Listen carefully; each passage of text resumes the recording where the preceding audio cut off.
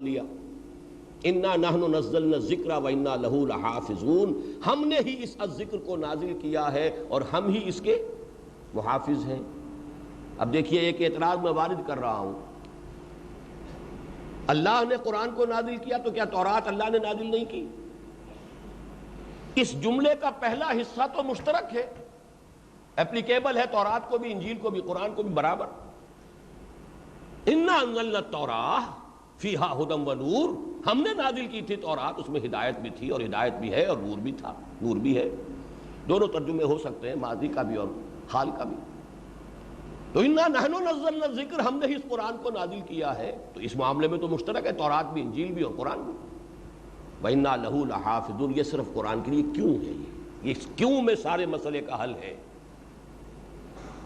تورات ہو، انجیل ہو، زبور ہو، صحف ابراہیم ہو، وہ سب اس ہدایت خداوندی کے ارتقائی مراحل تھے، انٹرم پیریڈز کے لیے ہدایت نامے، عبوری دور کے لیے عبوری دستور بن رہا ہے، ابھی مستقل دستور بنے گا، عبوری دور ہے، عبوری دور کے لیے کچھ ہدایات ہیں، کچھ انسٹرکشنز دی جا رہی ہیں۔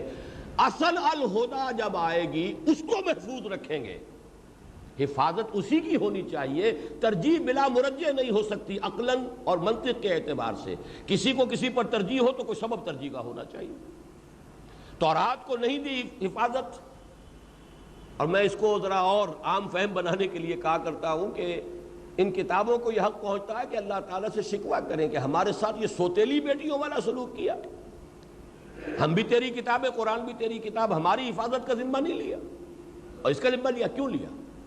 اس لیے کہ یہی تو الہدیٰ ہے، کامل ہے، ہدایت نامہ ہے، یہ مہیمن ہے، اس میں تورات کا بھی وہ جو ابدی حصہ ہے، اس کی تعلیمات کا ابدی پہلو وہ اس میں ہے، انجیل کی جو ابدی حکمت ہے وہ اس میں ہے، تمام کتابوں کی مہیمن ہے، جامع ہے، مکمم ہے، متمم ہے، مکمل ہے، تکمیل کرنے والی ہے، حفاظت کا اس کا ذمہ ہے۔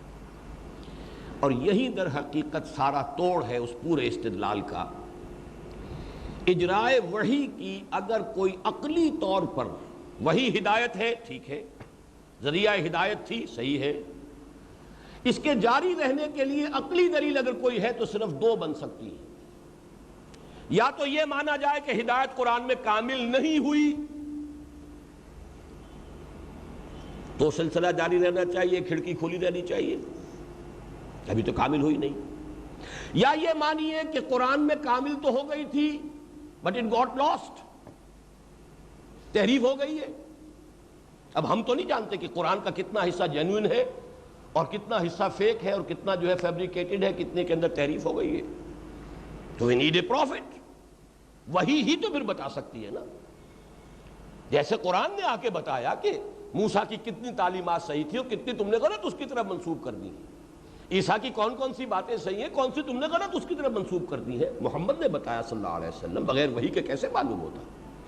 تو یا تو یہ مانا جائے کہ قرآن پر ہدایت قرآن میں مکمل ہوئی نہیں تو وحی کی کھڑکی کھلی رہنی چاہیے عقلاً اور منطقی طور پر، یا یہ مانا جائے کہ قرآن میں ہدایت کامل تو ہو گئی تھی، محفوظ نہیں رہی، تب اجرائے وحی کی کھڑکی کے کھلے رکھنے کا عقلی اعتبار سے، منطقی اعتبار سے امکان ہے، اور کوئی بھی قادیانی بھی ان دونوں میں سے کسی بات کا اقرار نہیں کرے گا۔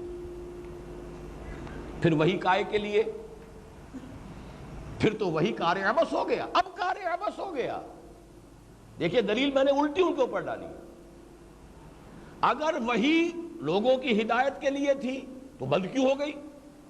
کار عبث تو نہیں تھا، ایک مقصد کے تحت تھا، لہذا اس کار عبث کو ختم تو نہیں ہونا چاہیے، وہ کار عبث نہیں، کار بامقصد تھا۔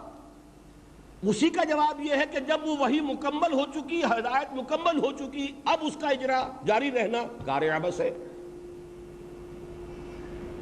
لہذا ان دو کے سوا کوئی تیسرا احتمال نہیں، یا مانا جائے کہ ہدایت قرآن میں مکمل ہوئی ہی نہیں تھی، ابھی مزید کی ضرورت تھی تو وحی کی کھڑکی کھلی رہنی چاہیے، یا یہ مانا جائے کہ قرآن میں ہدایت کامل تو ہو گئی تھی لیکن پھر تحریف ہو گئی ہے، اب ہمیں صحیح معلوم نہیں ہو سکتا، لہذا کسی وحی کی کھڑکی ہی سے اس کے بارے میں ہمیں معلوم ہونا چاہیے۔ جو شخص ان دو میں سے کسی بات کو نہ مانے عقلاً، اس کے لیے اب یہ مانے بغیر چارہ نہیں ہے کہ اب اجرائے وحی کار عبث ہے،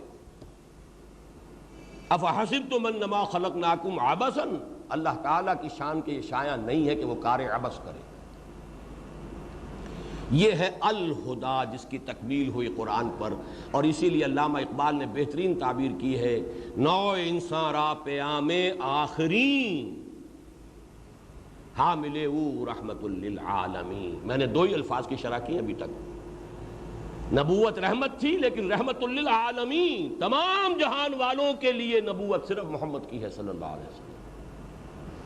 نبوت رحمت تھی لیکن عالمی نبوت صرف محمد کی ہے، اور اللہ کے پیغام آتے رہے آتے رہے آتے رہے۔ اما یاتینکم منی ہدن، یہ تو سلسلہ تھا، اس چارٹر کے ساتھ تو آدم بھیجے گئے، آتے رہے، لیکن نوع انسان را پیام آخری پیغام ہے یہ قرآن مجید، جس میں کہ الہدا ہدایت کامل ہو گئی۔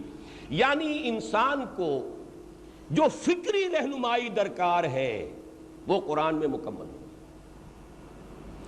اب آئیے تیسری چیز، تیسرا ارتقاء جو ہوا ہے نوع انسانی میں تاریخ انسانی کے دوران، وہ تمدن کا ارتقاء ہے۔ جیسے میں نے عرض کیا نا، کسی نے دو پتھر ایسے ہی ٹکر گئے ہوں، شاید آپس میں ٹکرا کر اس میں چنگاری نکلتی دیکھ لی تو وہ اس نے پھر ٹکرائے، نکل آئی تو بہت بڑا موجود ہو گیا ہوگا اس زمانے کا، آگ جیسی شے ایجاد کر۔ ایسے ہی ایک زمانہ تھا کہ انسانی تمدن کیا تھا، غاروں میں لوگ رہ رہے ہیں، I am the monarch of all I survey، اپنے غار کا میں مالک ہوں، اللہ اللہ خیر صلی اللہ، باقی نہ کوئی کارپوریشن ہے، نہ کوئی میونسپلٹی ہے، نہ کوئی سڑکیں ہیں، نہ کوئی پانی کا نظام ہے، نہ صفائی کا نظام ہے، اجتماعیت کا کوئی وجود نہیں تھا۔ پہلا سٹیپ آیا کہ قبائلی زندگی شروع ہوئی، اب ایک اجتماعیت ہے، قبیلہ ہے، شیخ قبیلہ ہے، you have to obey him، اس کا حکم تو ماننا پڑے گا، پسند ہو یا ناپسند ہو۔ تم فلاں قبیلے سے تعلق رکھتے ہو، اس قبیلے کی رسم یہ ہے، ریت یہ ہے، تمہیں پوری کرنی ہے، بہرحال تمہیں پسند ہو یا نہ ہو، وہ اپنی پسند ناپسند کو علیحدہ رکھو۔ You have to follow the rituals and customs of your tribe۔ اب یہ نظم بن گیا نا۔ اس سے اگلا قدم کیا تھا؟ چند قبیلے ایک شہر میں آ کر آباد ہو گئے، سٹی سٹیٹس وجود میں آ گئیں۔ یہ دنیا میں دستور کا آغاز ہوا اس پر۔ قبیلے میں کسی دستور کی ضرورت ہی نہیں تھی، شیخ قبیلہ ہے، اللہ اللہ خیر صلی اللہ، اس کا حکم مان رہے ہیں، وہی قاضی القضات بھی ہے، وہی حاکم بھی ہے، وہی سپہ سالار بھی ہے، ساری حیثیتیں اس کے اندر، وہی صدر بھی ہے، وہی وزیر اعظم بھی ہے، ہر شے وہی ہے، وہی سب کچھ ہے۔ لیکن اب اگر 4 قبیلے 5 قبیلے ایک شہر میں آباد ہو جائیں تو ہر قبیلے کا اپنا انٹرنل سسٹم ہے، لیکن ان کے درمیان جو ہے انٹریکشن تو کسی اصول پر طے ہوگا نا۔ یہاں سے دستور کا آغاز ہوا۔ اور بڑی عجیب بات ہے یہ سیرت النبی کے حوالے سے، مکہ جو ہے وہ تمدن کے اعتبار سے پریمیٹیو سٹیج پر تھا، 1 ٹرائب سٹی، ایک قبیلہ۔ مکے میں صرف قرشی رہ سکتا تھا، یا قرشی کا غلام یا قرشی کا حلیف، چوتھا کوئی آدمی مکے میں نہیں رہ سکتا تھا۔ کسی قرشی کا حلیف بن جائیے، اس کی ضمانت پر آپ رہ سکتے ہیں، he will be responsible for you، تب رہ سکتے ورنہ نہیں۔ اسی لیے مکے میں ایک حکومت تھی باقاعدہ، ان کا دارالندوہ تھا، اس میں فیصلے ہوتے تھے، اس میں کئی مرتبہ ریزولوشن پیش ہوئے حضور کو قتل کرنے کے، اور فیل ہو گئے، اس لیے کہ ابو طالب جو ہے ڈٹے ہوئے حضور کی پشت پناہی پر، and he is head of one of the clans، بنو ہاشم کے سردار ہیں۔ Resolution cannot be carried unanimously، وہ تو جب وہ فوت ہو گئے اب وہ ریزولوشن جو ہے unanimously carried ہو گیا، اسی لیے حضور کو طائف جانا پڑا۔ تو مکے کا نظام بڑا مستحکم تھا، ایک حکومت کا نظام تھا، وہاں عہدے تھے۔ حضرت ابوبکر صدیق کے پاس بہت ہی، جس کو سینسٹیو عہدہ کہنا چاہیے، وہ تھا قتل کے مقدمات میں خون بہا کا فیصلہ وہ کرتے تھے، فلاں شخص مقتول ہے، اتنے 100 اونٹ دینے پڑیں گے اس کے، ہی ڈیسائیڈڈ، یوزڈ ٹو ڈیسائیڈ۔ کسی کے پاس علم تھا، جنگ میں آئے گا تو وہ سپہ سالار ہوگا، کسی کے پاس کعبے کی کنجی تھی، وہ ساری ذمہ داری اس کے پاس ہے، کسی کے پاس سقایا تھا، زمزم سے پانی اس کی اجازت کے بغیر کوئی نہیں لے سکتا تھا، خزانہ تھا، وزیر خزانہ تھا ابو لہب، اور اس نے وہاں سے کوئی غزال زرین چرا لیا تھا، اس لیے مشہور ہو گیا تھا چور۔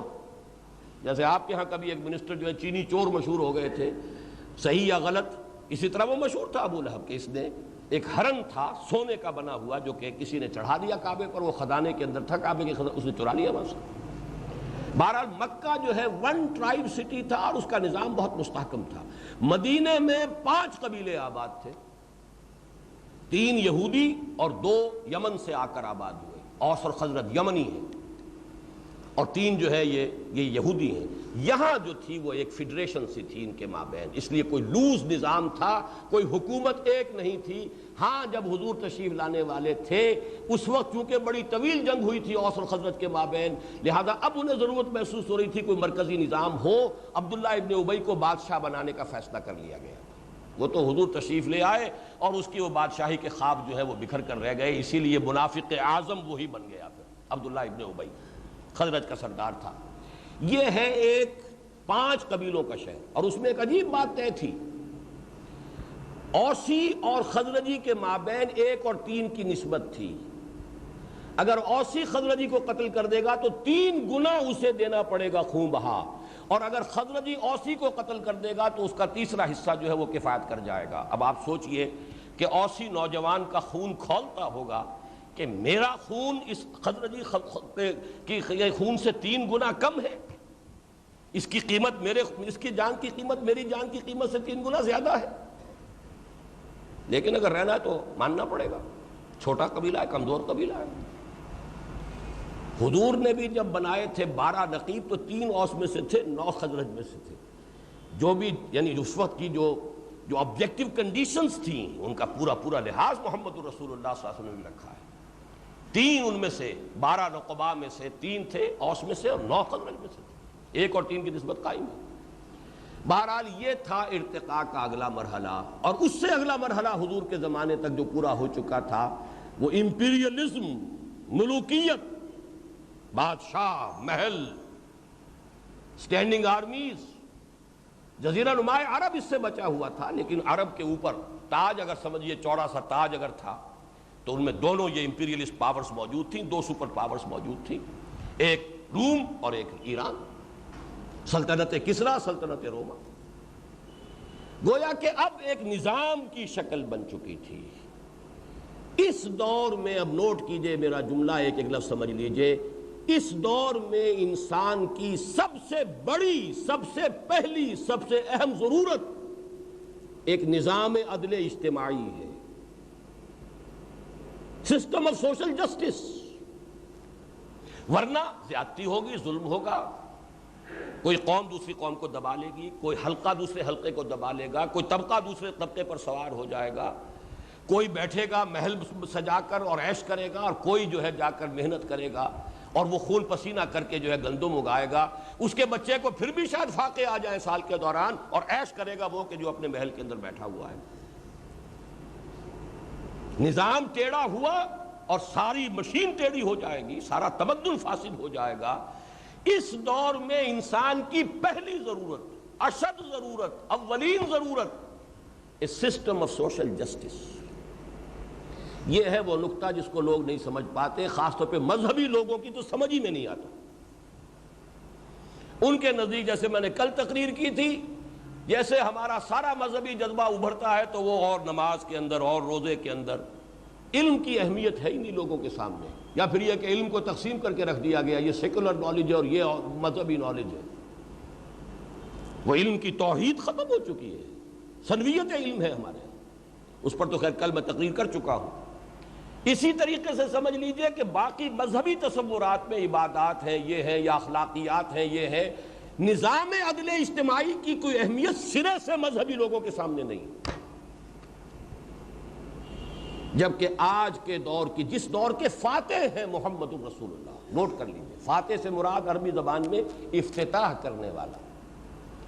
سورہ فاتحہ قرآن کی دی اوپننگ سورہ آف دی قرآن، افتتاحی سورت قرآن کی سورہ فاتحہ۔ تو جس فتح یفتح کھولنا، افتتاح کرنا، اس دور کا افتتاح محمد الرسول اللہ نے کیا ہے، جبکہ نظام اجتماعی جو ہے اس درجے مسلط ہو چکا ہے لوگوں پر کہ افراد کی حیثیت جو ہے وہ بالکل تقریباً بے معنی ہو کر رہ گئی۔ جس کی سادہ سی مثال میں آپ کو یہ دے دوں، آپ کا بچہ، آپ کا بیٹا ہے، آپ چاہتے ہیں اسے ٹھیک اسلامی تعلیم و تربیت دینا، آپ غلط کاموں سے بچانا کیسے بچائیں گے؟ انہی اسکولوں میں بھیجیں گے، انہی کالجوں میں بھیجیں گے؟ فرض کیجئے طے کر لیتے نہیں بھیجتا میں اسکول میں، نہیں بھیجتا کالج میں، کہاں رکھیں گے؟ غار میں بند کریں گے؟ وہ گلی میں جائے گا تو ٹیلی ویژن دیکھ لے گا، گانوں کی آوازیں اس کی گلی میں سے نکلتے ہی جو ہے اس کے کان میں پڑیں گی، کیا کریں گے؟ کہاں لے جائیں گے؟ کس غار میں اس کو بند کر دیں؟ آپ بے بس ہیں. You wash your hands of. بچے دیجیے اور حوالے کیجیے، وہ نظام کے حوالے ہے.